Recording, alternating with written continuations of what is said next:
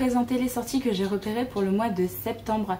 Comme je vous l'ai dit dans les dernières vidéos, je vous sors la vidéo des sorties de septembre assez vite pour que si jamais vous souhaitez faire des choix dans les sorties, enfin dans vos futurs achats, comme ça vous avez un petit peu toutes les cartes en main, vous savez ce qui va sortir au mois de septembre. Donc je vais commencer parce que pour le mois de septembre j'ai quand même repéré 27 titres.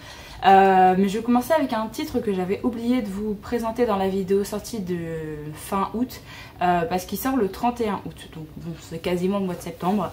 C'est Les Chants de New Ying, qui est de Émilie Carbalek, qui va sortir chez Albin Michel Imaginaire.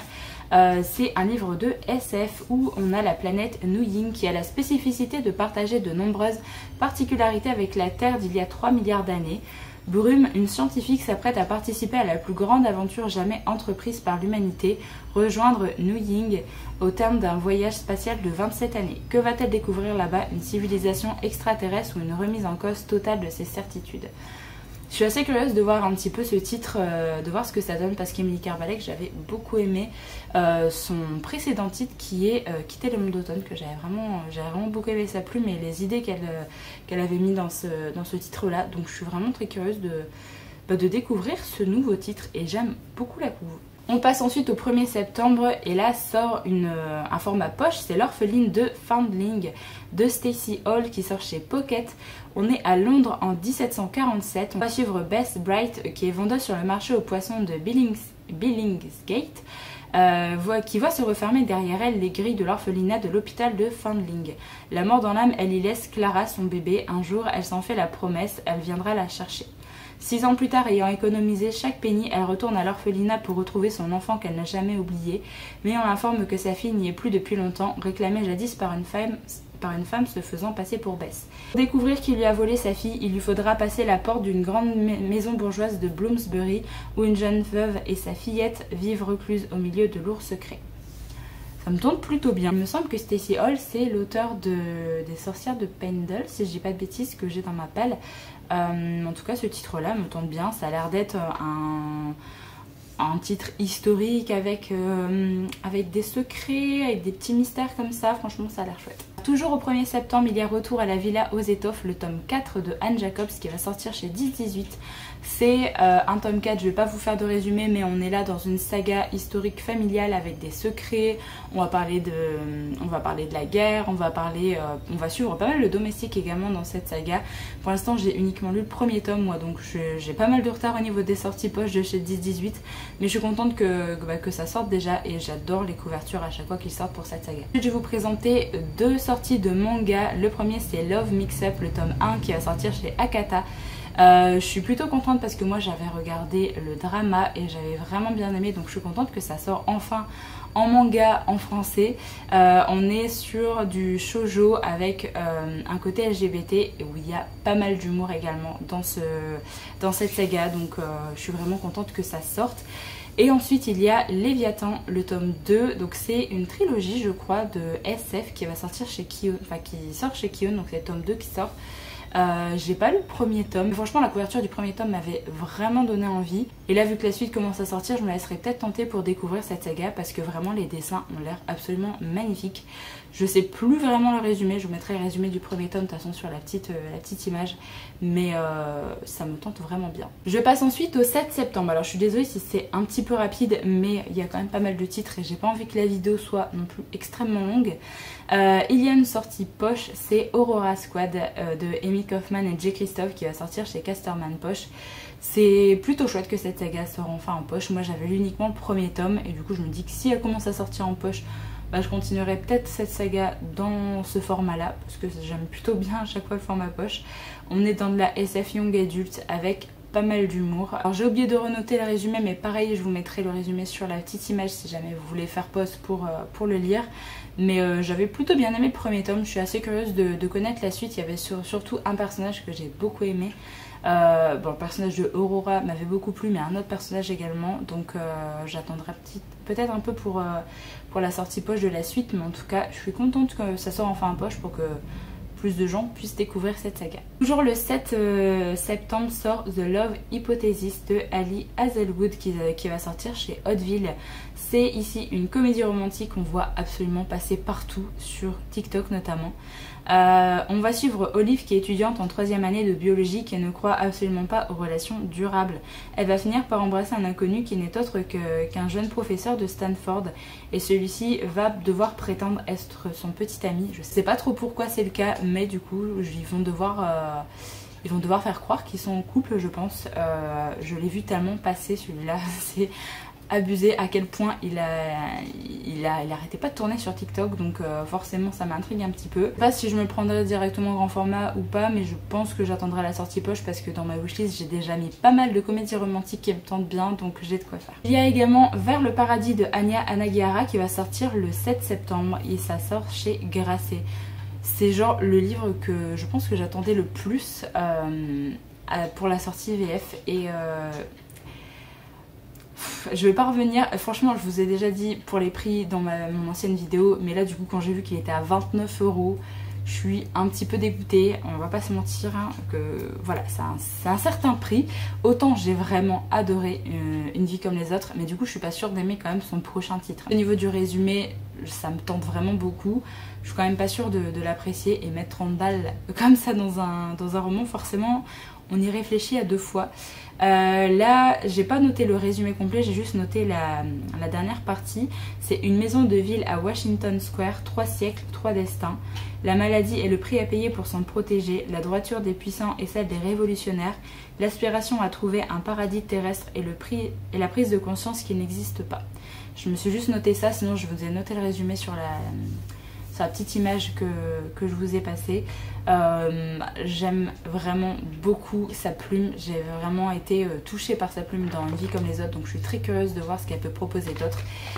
Donc voilà, je sais pas encore si j'achèterai ou pas, mais en tout cas forcément il me tente. Toujours le 7 septembre, il y a Éclat de l'aube de Brandon Sanderson qui va sortir au livre de poche.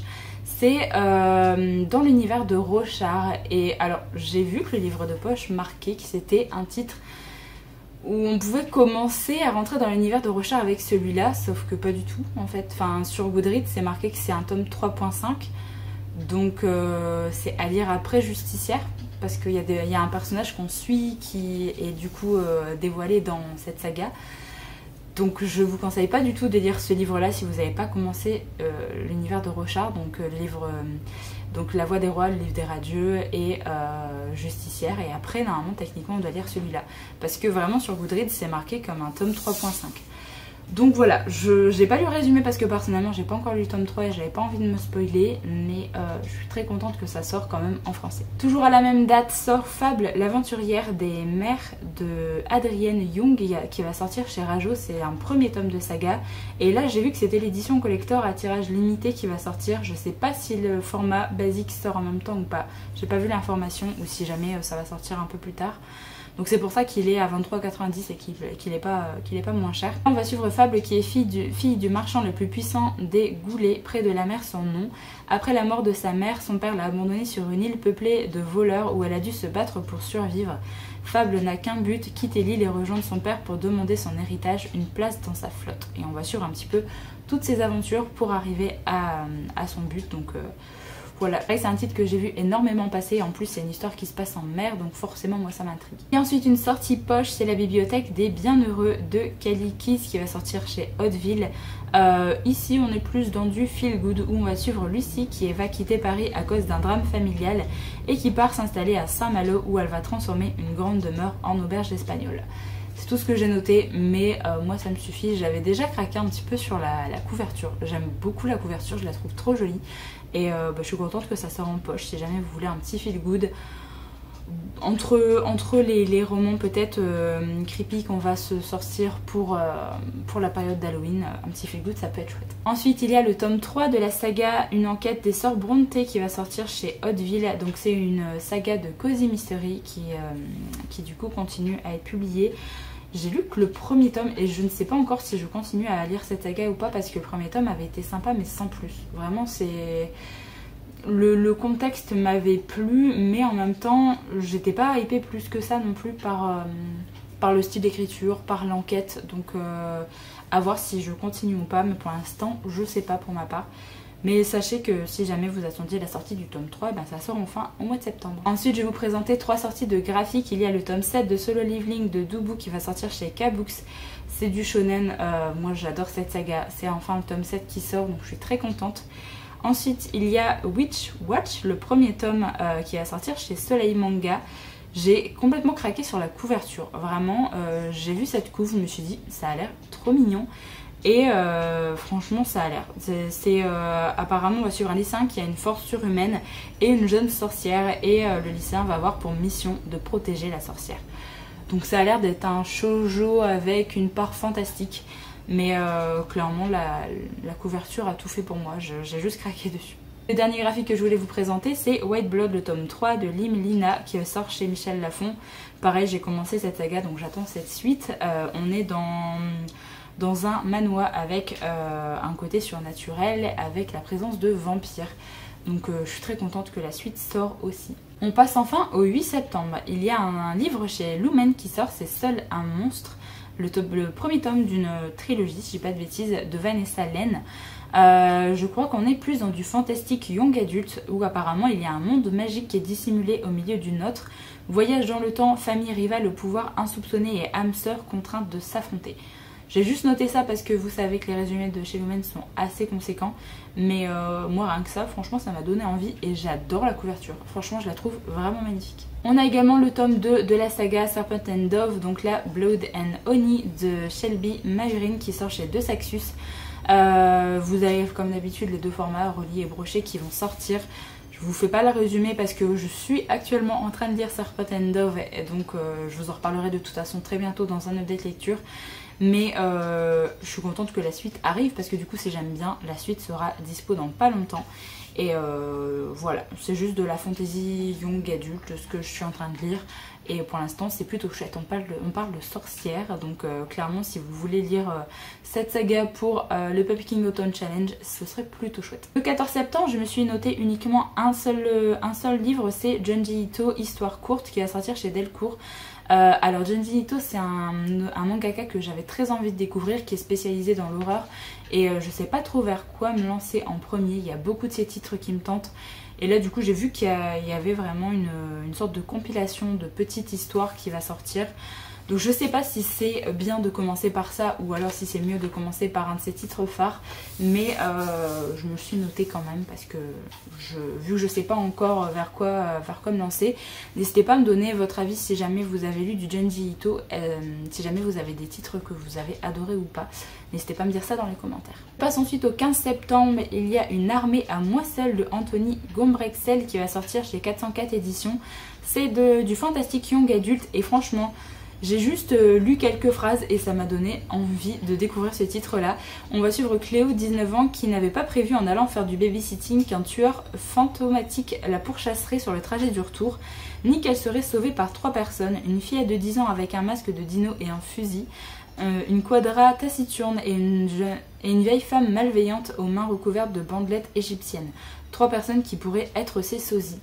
Franchement j'ai juste lu ça et ça a l'air d'être chouette, ça a l'air d'être un petit peu barré, mais pourquoi pas. Je sais pas si c'est un premier tome de saga ou pas, mais ça me tente plutôt bien. Pour le 15 sort Un psaume pour les recyclés sauvages de Becky Chambers qui va sortir chez La Talente.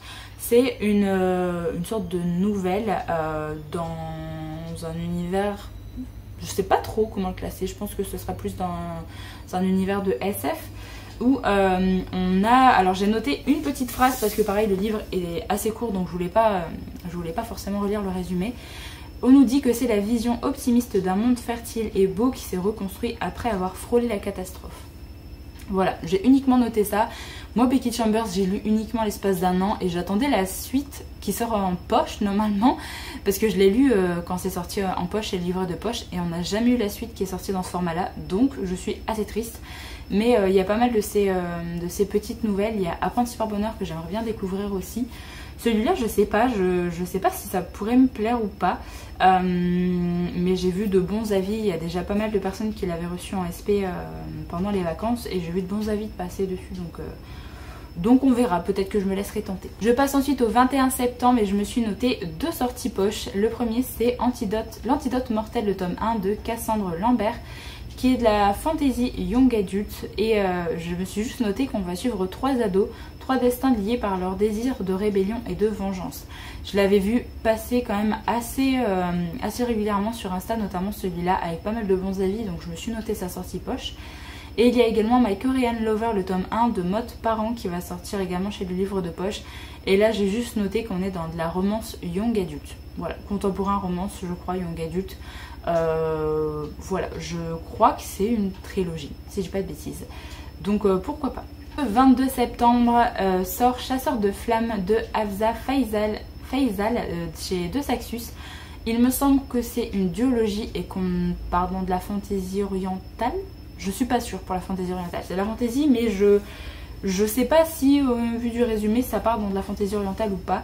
On va suivre Zafira qui est chasseuse et qui doit se déguiser en homme pour nourrir son peuple.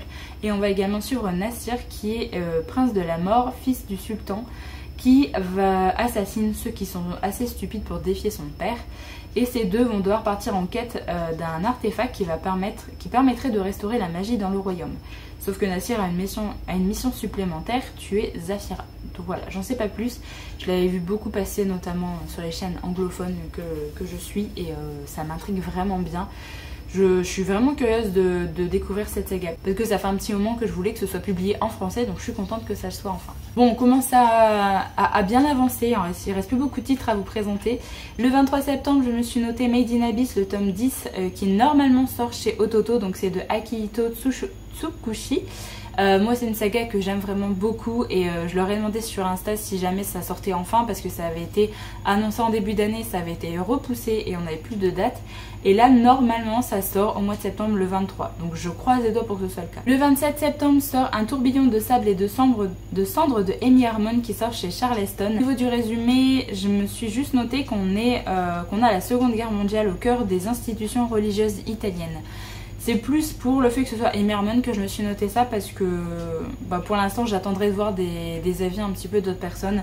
Moi je vais plus partir sur la sortie poche qui arrive juste après, puisque le 28 septembre sort Ce que murmure le vent de Amy Harmon au livre de poche.